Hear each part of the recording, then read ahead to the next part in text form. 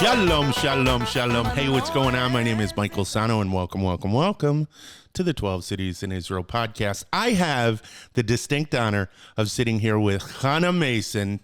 Said it right. Are you so happy? Chana Mason, a vitality coach and author of Hold That Thought, a really great book that has wonderful insights on helping you be the best you. Welcome. Thank you very much for having me. How's it going? It's going amazingly well. So thank you so much for coming on to this show. I am really excited about it. And before we get going, I want to tell you how you wound up on this show. So I have a bunch of friends on Facebook, and Yishai Fleischer, a bunch of different people.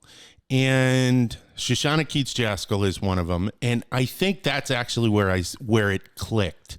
So I saw your smiling face, your what do they call it? Your not your logo, your when you go and you update your profile picture. That's it. Yes, hi, we're live. How are you? I saw your profile picture just about everywhere. Everyone was friends with you. And I was like, who is this person? She's popping up everywhere. And I went and I looked into you a little bit, and then I looked for you on YouTube. That's where it happened. And I called my wife into my office and I said, holy cow, Steph, you've got to see this person. I have to get this person on my show. And she goes, okay, hit play. And you came on. And she was like, yes, yes, yes. Welcome to the show. I've never met anyone with so much energy who wants to help literally the world, it feels like, be better thems. That's probably phonetically incorrect, but hey, what are you doing? If Shakespeare can do it, we can do it. It's all good. Absolutely. So tell me a little bit about, so where do you come from? So I was born in Bogota, Colombia. Wow. And when I was 5 years old, we fled to the U.S. in kind of a traumatic way and ended up in Miami, where I grew up. Okay. So my comfort language is Spanglish. So if you want to run this podcast in Spanglish, podemos hablar un poquito de español, we'll be good. So I grew up spending my summers in Colombia, so I still very much feel connected to Latin American culture, and Miami is basically a suburb of Colombia, so it's still very absolutely. much. And I went to college in the northern United States and then lived for a year in Australia. And about 20 years ago, I came to Israel for 2 months to study. I wanted to get more of a Jewish education. Okay. And after 2 weeks, I realized I should probably stay for a little longer. And that little longer is still going. Oh, so my it's God. really great. Yeah. Well, why did you feel the need for that Jewish education? Can you go a little bit into that? So I grew up like most American Jews, going to Hebrew school. And in our generation, Hebrew school basically meant a lot of Holocaust. It was like all of the Holocaust education that our parents' generation didn't get, all got put onto us. So I feel like I just got a lot of 6 million people died, marry a Jew. And I was really heavy. So my husband and I are still so traumatized by that we like don't want to go to Holocaust museums. We don't want to talk about the Holocaust. We're like too over Holocausted out. And I felt like I didn't know so much about our tradition, but something that I wanted to do since I was about 5 years old was keep Shabbat and keep kosher. Like I kind of knew that those things existed and I always wanted them in my life, but I didn't really know how to live a Jewish life, and I felt like I needed an education to make that happen. And I also felt like I needed an education in order to choose what kind of Jewish life I wanted. And I had this really rich Ivy League secular education, which allowed me to have so many life choices about what I wanted in my secular life and in my professional life, but I didn't know enough to really make intelligent, educated decisions about what I wanted in my Jewish life. So that was really important to me. So where did you get, so I didn't have a traditional Jewish upbringing, any of that. I didn't find out till later that I was Jewish. So a lot of my Jewish education came from City College of New York and the Jewish Studies program and coming to Israel. Where did yours come from? Where did you look? So I'm sure there are going to be quite a few viewers and listeners who have these questions. Where did you go to find the answers? Well, so now there's so much stuff online, but back then the internet was still pretty young. Chabad.org, I think. Yeah. Right. Yeah. There's like a million things online, but back then it was very young. And I decided to just start keeping Shabbat when I moved to Sydney, Australia. And I put it out there. I keep Shabbat, I keep kosher, and I kind of just plugged into the Jewish community. And so many people adopted me, particularly South African Jews. They were really amazing about adopting me. And there were all these other single people who were newly keeping Shabbat, and they just took me in, and I kind of learned through doing. And I came here to learn, and I went to 2 different seminaries. There's one in Jerusalem called Midrash Rachel, and another one called Nishmat. And I really stayed in Nishmat for a few years because it's a very Zionist place. It's mostly Israelis. So I learned a ton of Hebrew there and very much became a part of the local culture, which was really important to me. No, that's excellent. That's wonderful. Now, so going back a little bit, you decided to come to Israel. You decided you needed to be here. What prompted that? What was the catalyst? So one thing that I tell people is if you live in the United States and you want your kids to have a connected Jewish experience, send them to Jewish camp. Like, I see that there's a lot of foundations that are really into sending kids to Jewish camp. Totally works. I got totally brainwashed by Camp Judea, really gung-ho about Israel, really wanted to come here. And my parents were scared to have me come. It was during the Intifadas. They didn't want me to come. And when I was 19 years old, I looked at my mother in the eye, I remember this, and I said to her, I'd rather make it to Israel and never come back than never make it at all. Whoa. And with so much conviction, my mother's like, okay, go. I'm going to keep my mouth shut, which was really cool. And so off I went to Israel, and I did a program called Leave Note Ulehiba Note. And they are based in Sfat, and they welcome all sorts of Jews, mostly unaffiliated and uneducated Jews like myself, to come to Israel and volunteer, hike the land, and they kind of offer lots of different Jewish experiences as a buffet. That's really their philosophy. We have a buffet philosophy: check out what you want, keep what you want, don't keep what you don't want. And the volunteer experiences and the hiking experiences were really cool, and they attract a lot of like cool, outdoorsy, funky people, and so it was just a great crowd. And while I was at Leave Note, I overheard 2 people having a conversation about this thing called yeshiva, where you could like go and get a Jewish education. And I didn't know that such a thing existed. I was so that's clueless. Awesome. I lived in Miami, which is like a very Jewish place, but it never occurred to me to like call a rabbi or ask for help. Like I just didn't know. Well, there's fear too. There's that embarrassment I've experienced it. Of just like feeling stupid or something. You're going to think I'm not Jewish enough. No, I didn't have that. It didn't occur to me. You're lucky then. Yeah, it just really didn't occur to me. Okay. So I heard that there's this thing, and I was like, oh my gosh, I can get myself a Jewish education. So I got it in my head that one day I was going to come back to Israel and get an education. I was really excited about it. That's really cool. Now, you were up in Tzfat, and a lot of people don't know about it. Sometimes when you mention it and the historical importance of it, can you just, and you don't have to go into the history, I'm not asking you to unpack that, but could you just describe the area and what it's like for a few moments? Sure. So Tzfat is a very small city located in the north of the country in the Galil. And a little bit north of the Sea of Galilee, of the Kinneret. And it just has this magic to it. There's a lot of Kabbalistic tradition there. The great Kabbalists of the 1500s really brought so much deep inner mystical Torah to life there. And that has still kind of remained like this like remnant. There's little sparkles. It's almost like pixie dust is just like all over the city. And we also say that it's the city of air. And that's what it feels like. For me, it's just like it's kind of up in the clouds a little bit. Wow. And I struggle to stay grounded when I'm there.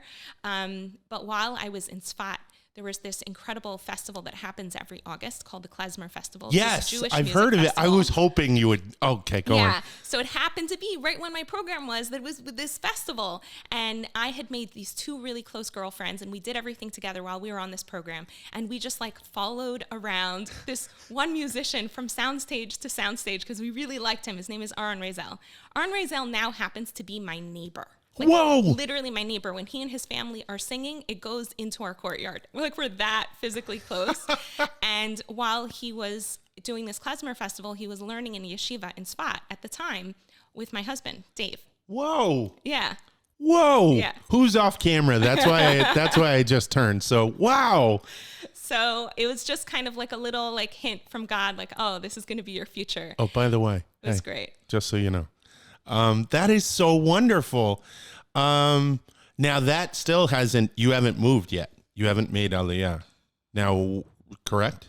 Oh, right. Yeah, that was just like a summer Yeah, program. that was a summer program. So now you've got it. You're feeling it. You have to.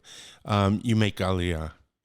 So that was me just saying I have to come back to Israel. The idea of Aliyah wasn't even on the table at the time because I came back to the United States after doing that program, finished my last year of college, moved to Australia, worked in management consulting, like in a fancy suit, in a fancy, building. Like people can't imagine it now, but I did.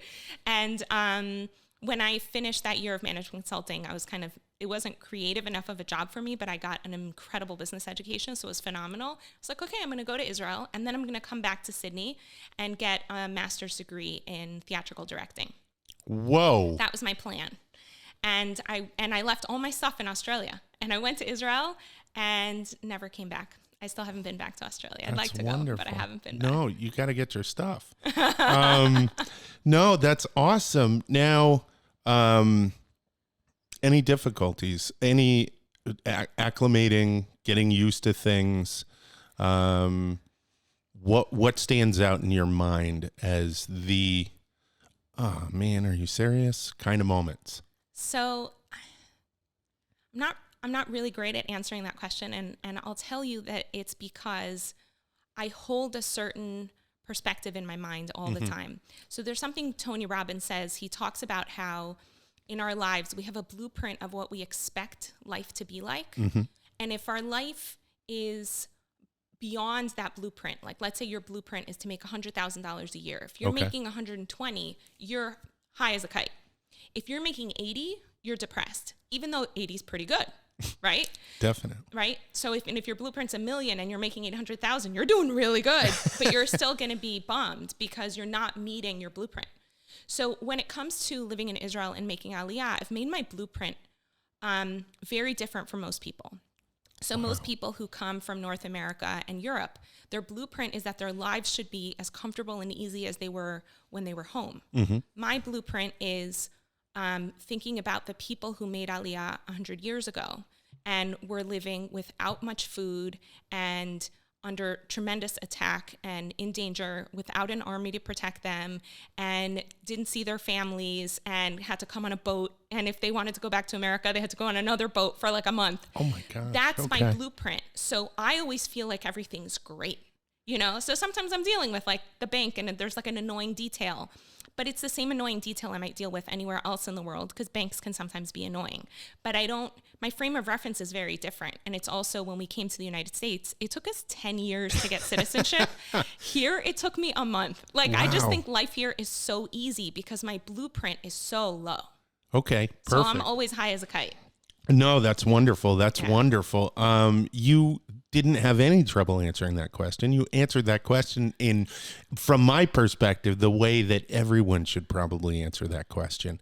Now, this perspective goes into your book. Talk to me about how you started to develop this perspective. What were the roots of basically changing your attitude towards the world? Because that's my perspective on it, but you may have different terminology. No, that's pretty spot on. It's like we have all these beliefs about ourselves, about the world, about God, and my collection of beliefs made me unhappy all the time. Not all the time, but a lot. And I became aware of this idea of beliefs and how they affect us at some point in late 90s, early 2000s, but it didn't click for me. Like it kind of hovered around here. You know how sometimes like there's ideas that kind of hover around. So in Kabbalistic terms, we talk about something being makif. It's like circling your head, like the birds circle your head in the cartoons, but it hasn't really kind of like digested into your day-to-day life. So what made it really click and digest is that a girlfriend of mine found a book of Byron Katie's called Loving What Is. Okay. And she read that book and zipped through it and handed it to me. She's like, this is it. This is what we've been looking for. And I read it and I was like, oh my gosh. And I handed it to another girlfriend. And that went around my neighborhood to about 10 of us. And we decided to, like, this is a group of my girlfriends, all peers, just moms who live in the neighborhood in central Jerusalem. We live in Nachlaot, in this funky, artsy place. And we got together once a week for a few years and worked this really, really simple material that helped us understand how much our thinking and how much our beliefs are affecting our day-to-day lives. And I proceeded to use those tools over and over and over again. And because of that, I started creating more tools to help me use those tools and kind of expand how I can use it with other people. And I started facilitating other people in these dialogues, and that eventually turned into a coaching practice. And I just keep adding more tools to my tool belt that I've learned from other people or that I make up. So something that I got from my background in theatrical directing, I don't know how I do this. It's just like a gift from God. But when I work with actors, it's very similar to when I work with clients. I see they're stuck in understanding how to get from where they are now in their understanding of a character's journey to really getting a character. And usually I'll create an exercise that helps them experience it and shift into a different perspective. Okay. So I do the same thing with my clients where I see they're like stuck and I'm like, okay, how do we shift this? Let's create some sort of exercise, or let's create a visualization or a meditation or whatever. And I just create one on the spot. Wow. So it's a cool, I don't know, kind of gift that I have. No, that's great. So that's what I've done. I've created tools like that that help people get things in their heads a little bit more easily. So one tool that I have that would be cool just to share with you. Of course. Is one of the things that people struggle with is that they have a desire of something that they want in life. So let's say I'd really like to get married. Sorry, I'm already married. I have a really great husband. Thank God. You're going to, talk with him later on. So, but let's say I'm a single woman and I want to get married. I have a client who is in this situation. And on the one hand, she wants to get married. And on the other hand, there's a whole story that she has that makes it difficult for her to get married. So I have this tool called Just Desserts, and I have my clients create a chart, and on one side of the chart is all of the reasons that they feel like they want or deserve this thing, right? So for her, it would be to get married. Mm-hmm. And then on the other side, it's all of the reasons why she feels like she doesn't deserve it. And that list is what we work on. That list becomes all the reasons she feels she doesn't deserve it. Every single one of those beliefs is blocking her from meeting the guy or from seeing the guy who's in front of her. So if she believes that she's not lovable and she's dating a guy who's really great and very kind to her, every time he does something nice to her, if she believes she's not lovable, she has to, in her mind, manipulate his behavior. Yes. Right? So like, let's say he, buys her a necklace. What her mind will do is, well, he's not doing this because he loves me, because I'm not lovable. So he must be trying to manipulate me. What does he want from me? Maybe he's just trying to get me to sleep with him, right? Mm-hmm. And if she's thinking that way, eventually it's going to get really tiring for the guy because he no longer feels like what he's giving is received. And we want to be able to receive what other people give and also give to other people and have what we give be received. And there's kind of no relationship there. Like she's always seeing him as twisted, even though really it's just her mind that's twisted. Wow. Now what's the, and I don't know if it would happen, but people can tend to be stubborn. People enjoy being who they are, whether it's good for them or not. What are the risks of reinforcing like the negative list? Do you understand what I mean? Yeah. So people come to me because they want to be happier. Mm-hmm. That's sort of like a basic thing. Okay. This is why you're in the room, right? So let's say you came to me as a client or you came to one of my workshops or retreats and you're like, hey, I want to be happier. So I use that as a basis point. Mm-hmm. So I'll ask you, if you're believing the thought that you're not lovable, how do you feel? Not loved. And how do you feel in your body? Not good. Not good. Not physically good. Yeah. And do you feel happy when you're believing that you're not lovable? lovable? No, not at all. Right. Okay. So right away we can say this thought isn't serving your goal of happiness. No, it's not. Right. So, but the cool thing is that you might be like, yeah, but who cares if it doesn't serve that goal? It's true. Yes, and that's I'm what I'm very into truth. That's that stubbornness you got. You're like, I'm stubborn and I really want to believe what's true. Mm-hmm. So check this out. You ever taken a lie detector test? I feel like you might have with all of your life experience. A couple here and there. Okay. Do you know how they work? Neuro sensation electro stuff. Okay. How's that? That was the worst description of how it works. No, it's actually pretty good, right? So they're measuring your stress response. Okay. So it just so happens that when you tell the truth, your body is relaxed and open. And when you're telling a lie, you go into a stress response. So a stress response for everyone is slightly different, but it's similar enough that a machine can measure it. So your muscles will tighten, your heart rate goes up, your breathing gets shallow, your vision narrows. And this is really important, right? When you're fighting in war, you need all of those things. You need your muscles to tighten. You need your heart rate to go up because you got to go, attack whoever is attacking you. That's really important. You also want your vision to narrow so you can really be focused.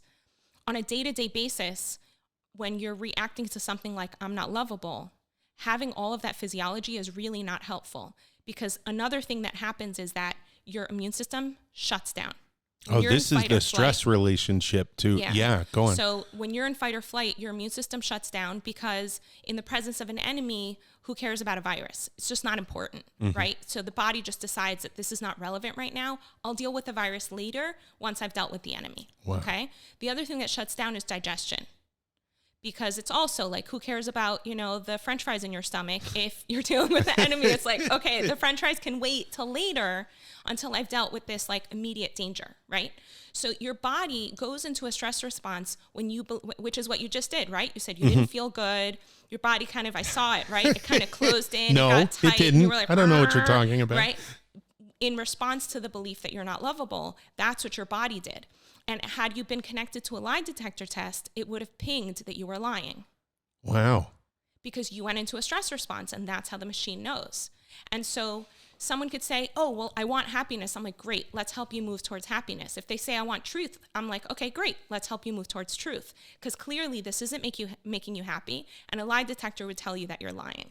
So I love using the science to help kind of reinforce. Yeah. Because sometimes people will try to sort of logic their way out of the stuff. You're just like, oh, just the fact that I'm not feeling good, that's not reason enough. Can you go into that? Because that's a chapter in your book, logicking your way out of feeling good. So it's, I'm sorry. It's so using logic, or maybe it's part of a paragraph in one of the chapters in your book where you say using logic is, you use it to reinforce a lot of the negative feelings that you have inside. Well, I should feel this way. Actually, right. Yeah. So one of the things we do is we either use logic or we use pictures. We tend to think in pictures a lot. So let's say you believe that you're not lovable. I don't want to keep putting this on you, but let's Why just for the are fun you doing of it, this right? to me? I don't know. This just on. came into my head. I don't know, right? Because it's easier for you to be a real human being than for us to talk about a pretend human being who's like not in the room, Absolutely. Right? So if you're believing that you're not lovable, and the reason I'm bringing that one up because that's like a really universal belief that like most people struggle with. Really? Even if just a little bit. Yeah. Oh, wow. Okay. Yeah, there's a lot of universals, right? So that's what was so cool about doing this work with a group is I got to see, it's like, oh, we all have the same stuff. So beliefs don't bother me anymore. When I hear somebody be like, oh, I'm not lovable, and they start to cry and they freak out, I'm like, oh, it's just a thought. She'll be fine. So, right? Wow. So let's say you're dealing with you're not lovable, right? Okay. So what will happen, and it's probably happening right now, is your mind will start showing you a movie. It'll be like a slideshow of all of these different scenes that prove that to be true.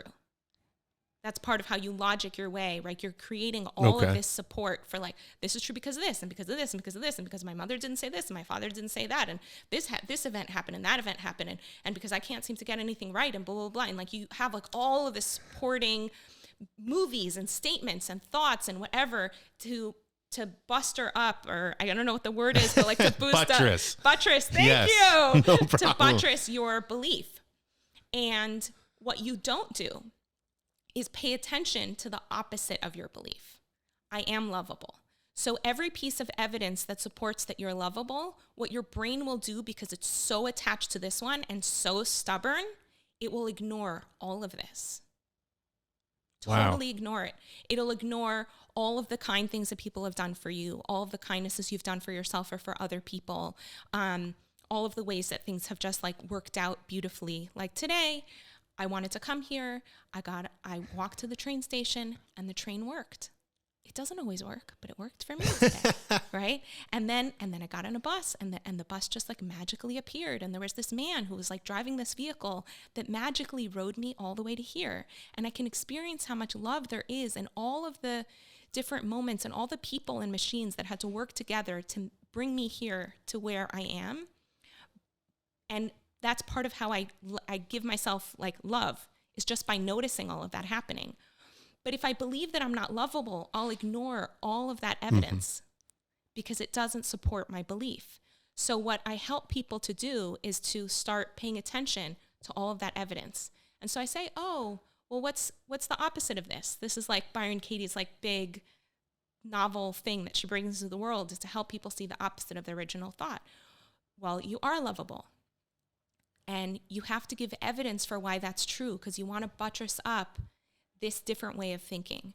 And this is how people go from narrow, stressful consciousness into an open consciousness. In Judaism and in Kabbalistic thought, we call this mochin de katnut. This is like child's mind or small-mindedness, and mochin de gadlut, expanded consciousness or adult consciousness, where you're able to hold lots of different perspectives and you're able to explore possibilities. And this is a state of curiosity. Wow. Well, one of the things that you're able to do, and I would love to know the story of how you got the person to do this. In all of the chapters, at the beginning of all the chapters, you have illustrations, and you illustrate every single one of these concepts in such a way that as you're reading the chapter, you go back and look at the picture and you go, yeah, all right, I get it. Okay, yeah, this makes sense. I see that. The pillars, okay, all right, yes, I get this. So who did that for you? So I actually went on Freelancer and put up a contest. And the guy who won the contest, his name is Eduardo Comilio. He's from Argentina. Wow. He's just like a genius cartoonist. He really is. You should show people one of the cartoons so they know what you're talking about. All right. And he's so fun to this is the one I was talking about, the Tower of Babel. Exactly, the Tower of Babel. This is people buttressing up their beliefs. And once you start knocking over one pillar, the building starts to topple. If you get enough pillars, the whole thing collapses. So I would give him just like a one sentence. We had this like Google Doc, and because there were 23 drawings he did for me, and I'd just give him a one sentence description of what I want, and he would draw it. Well, he perfectly illustrated everything every concept that you had. One of those concepts that I would like to talk about is it's integral to the majority of the book, and that is inquiry. There, please, if you would tell everyone what it's about and why it's so important. So inquiry basically means asking questions. And there's lots of different ways of engaging in Socratic inquiry. I pull mostly from the work of Byron Katie and also from the option process of Barry Neil Kaufman. Wow. And it's basically questioning everything. So this is something we do very much in Jewish thought. It's also something that's very strong in Greek thought, to just question every assumption. We have a tendency, partly because our egos love to be stubborn and super sure and certain, to have all sorts of assumptions and to just ride life with those assumptions and never question them. But there's this other way of living, of literally asking, is it true? So for example, I dealt recently in a workshop with a woman who believed that if she constantly told herself that she's messy, that it'll help her create order in her life. And so Barry Neil Kaufman's style of questioning would be, do you need to believe that you're messy in order to make your house orderly? And that type of question makes people tend to stop and like, do I? Right? Yeah. Or do you need to make yourself angry in order to take care of yourself? So this comes up in conversation all the time, where someone will ask me to do something and I don't want to do it. And sometimes I don't feel like it's okay to just say no. So I'll be talking to Dave and I'll be like, okay, well, and this happened and this happened and this happened. And Dave's like, why do you feel like you need to make yourself angry in order to say no? Why can't you just say no? And it's terrifying. And it brings me back and I'm like, oh, right. Okay. Nope. That's it. Just no. I don't have to give a reason. I don't have to explain. I could just say, no, it doesn't work for me. Done. And to just be able to come back to that place and recognize like, no, I don't have to make myself upset in order to get what I want. And that's something we, unfortunately, as babies learn to do. in order for a baby to get fed or changed or played with or whatever it is they need, they actually have to make themselves upset. They don't have another way of communicating other than crying. Wow. That goes back to my childhood psychology course. Okay. Totally, right? So we actually have to unlearn that as we get older. We have to learn how to use words and feelings to communicate to ourselves and to other people what it is we need and want. But if we don't unlearn that, so it's like, okay, like we can always change and we can always alter, and here now's an opportunity. Do I have to make myself miserable in order to get what I want? And the cool thing that happens is if you ask someone who's believing, I'm messy, right? And you say, well, what is it that you're hoping to achieve by believing that thought? So they're always hoping, with a thought like that, they're always hoping to achieve neatness, or I should lose weight. They're always hoping to achieve weight loss. Anybody who believes I should lose weight is hoping to achieve weight loss. But I'll have them imagine there's like a buffet table of all of their favorite treats, and close their eyes and imagine that they're in front of this buffet table and they're believing the thought, I should lose weight. And then I ask them, what do they want to do? And they always say, I want to eat more. Wow. So is it working for them? No. It's not working, right? If you believe you're messy, the last thing you want to do when you're believing you're messy is clean up. So this one woman was like believing that she's messy. And I said, well, what does it do to you when you're standing in your house and there's all your stuff around you and you're believing that you're messy? And this is what she did. Whoa. Right? Her body just like shriveled up into a clenched ball, clenched up. Yeah. And you could see her breathing got tight and she just shut down. And I was like, well, that's not helping you clean up. I can tell you that. Not getting what you're hoping for. Oh my gosh. All right. Now I'm hesitant to ask my next question.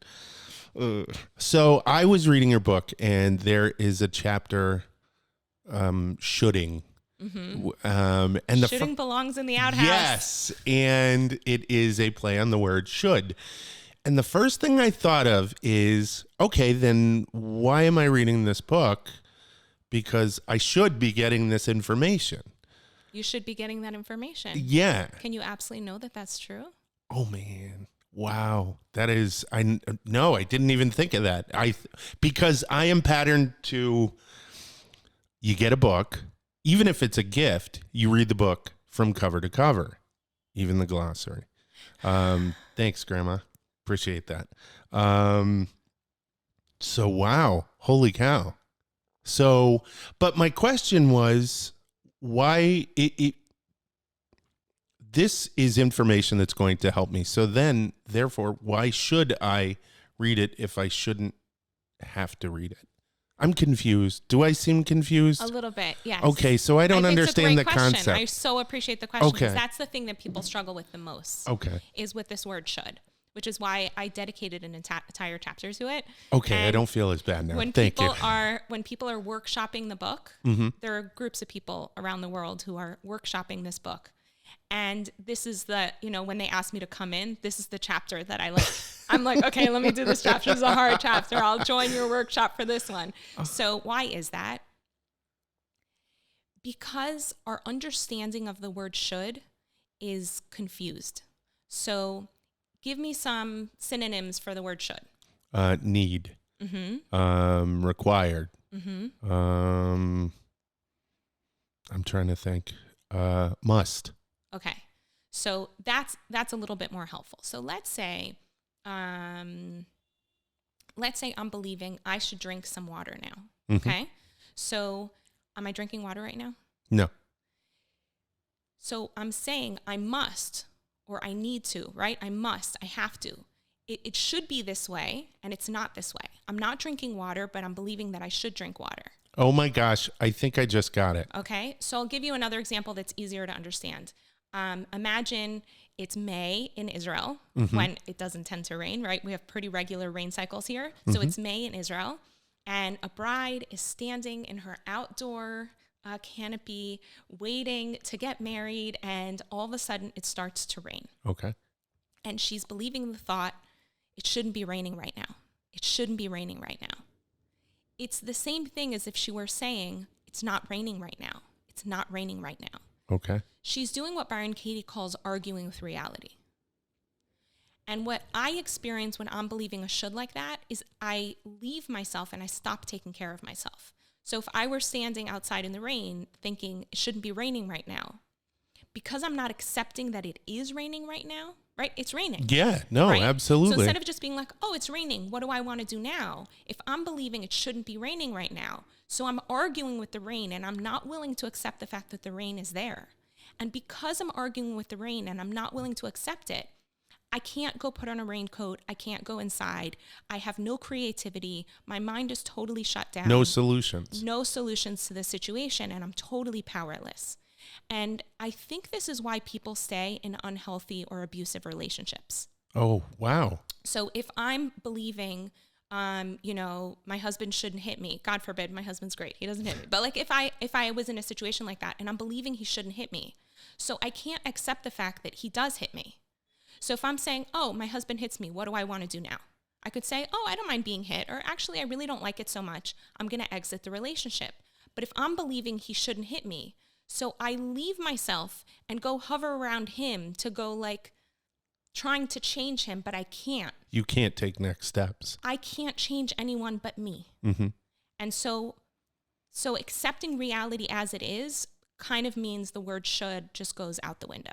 Wow, so as soon as you started to do it, and I know I'm sorry I interjected while you were explaining it, everything just kind of became clear. It's an aspect of control. It's trying to be in control of things that you can't be in control of versus things that we almost said should be in control. Are in control of. That's phenomenal. That is awesome. One of my questions that I had written down when I had sent you questions, and this is going to be kind of funny, was what do you do for someone who's generally got it together? What do you do for someone who doesn't appear or in their general conscious self doesn't have any issues? So ironically, I'm not going to ask you that question because I consider myself to be that person, but I was having issues with my son and I was getting frustrated and I used inquiry and I'll be darned. Wow. It really helped. So thank you so much. It was, wow. Because we're human beings. We deal with thoughts. Thoughts can cause us distress. Like, that's just what it is to be a human being in the world. It's one of the reasons why I don't really differentiate when you're like, oh, somebody who's got it together versus somebody who's like clinically insane or whatever. I don't really differentiate because I'm like, oh, this person's dealing with thoughts and this person's dealing with thoughts. So I'll have people come to me and they're like, oh, I got diagnosed with like this disorder and this disorder and this in the DSM manual and whatever. And I'm like, you're just a human being dealing with thoughts. Let's see if we can help you and give you tools to deal with thoughts in a way that makes you feel better. That's it. It's wonderful. It seems like you've had a lot of success with it. There's a couple of things I wanted to ask. What's on the horizon for you? Have you thought about doing a podcast? I have. It keeps coming up in the past week. People are like, maybe you should do a podcast. So I absolutely love the camera. I love meeting people and interacting with people. So I've definitely considered it. Okay. I think I'm kind of waiting for my business to get to a certain point of stability where we have someone who's running all of the administrative pieces, which is not my strength, so that I have more time for creative endeavors like this. And at the same time, we keep writing books. So my husband and I together wrote 2 books that we've published in the past year. One is called The Size of Your Dreams, and the other is I can't wait to read that one. I've exciting. had so much required reading for this. Dr. Kratka, one of my professors in college, you would be so proud of me. Go on. I'm sorry. And another book that we just published in the past few weeks is called The Cash Machine. It teaches people about financial independence and how to learn financial literacy and build financial independence. And it's a love story. What? And we're really into teaching through stories. So I'm working on a book that's sort of like the partner to hold that thought, but it's the fictional partner. It's called Perish the Thought. So kind of holding all of these creative projects, kind of have to pick which one is going to float to the top. But mostly being with people is the thing I love the most. So doing more retreats and workshops. So if any of you guys out there are interested in bringing me out to teach or run a retreat or do a workshop, I'm super excited about Absolutely. In the YouTube version of this, I'm putting in the description all of your information, how to get in touch with you. Chana Mason, thank you so much for being with us today. It's an absolute pleasure. Thank you for having me. Of course. All right, everyone. That's it. תודה רבה. להתראות. ויאללה ביי. פנייך מה יפות מנועזת עד באהבות מבטך שולח להבות נהרות לא יאכלו חוות עזה וביישנית רכה ועקשנית גסה וחושנית תמיד עוקצת כמו מלכת דבורים אהבתך מזמינה אך בסוף הורגת כמו שאת בונה כך הורסת דוניה דוניה דוני דוני דוני דוניה דוניה דוני דוני דוני דוניה